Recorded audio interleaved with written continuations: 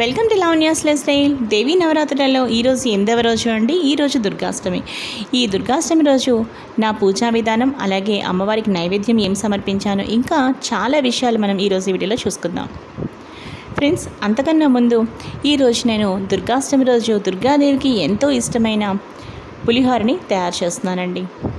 పులిహోర కోసం నేను ఏం చేశాను అంటే, ఫస్ట్ నేను ఈ విధంగా స్టవ్ మీద రైస్ కుక్కర్లో పెట్టలేదండి. రైస్ కుక్కర్ మనకి బౌల్ ఉంటుంది కదా, సో దానిలోనే రైస్ వేసేస్తాను. అలాగే కొంచెం ఆయిల్, అలాగే కరివేపాకు, అలాగే గ్రీన్ చిల్లీస్ కూడా వేసానండి, ఒక 4.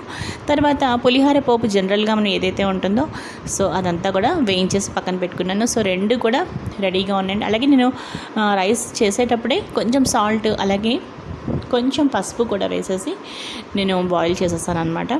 అప్పుడు రైస్ పొడిగా కూడా వస్తుంది. ప్లస్ మనకి ఆ పసుపు అలాగే సాల్ట్ కూడా చాలా చక్కగా కవర్ అవుతుంది అనమాట. అలాగే చింతపండు గుజ్జు కూడా కొంచెం ఆ వేడి మీద ఉండగానే నేను కలిపేసి, తర్వాత పోపు కలిపేసి ఇంక నేను అక్కడ పూజా మందిరం దగ్గర పెట్టేసుకున్నానండి.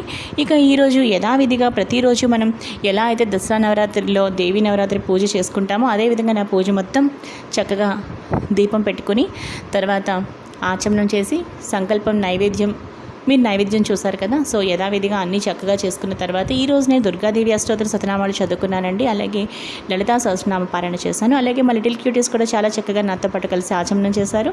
అలాగే పూజ మొత్తం చాలా చక్కగా చూసారండి. అలాగే ఈరోజు అమ్మవారి దగ్గర నేను రెడ్ కలర్ వస్త్రం సమర్పించుకున్నానండి. ఈరోజు ఈ వీడియో మీకు నచ్చితే లైక్ చేయండి, షేర్ చేయండి, అలాగే సబ్స్క్రైబ్ చేసుకోండి. మరో మంచి వీడియోతో కలుస్తాను.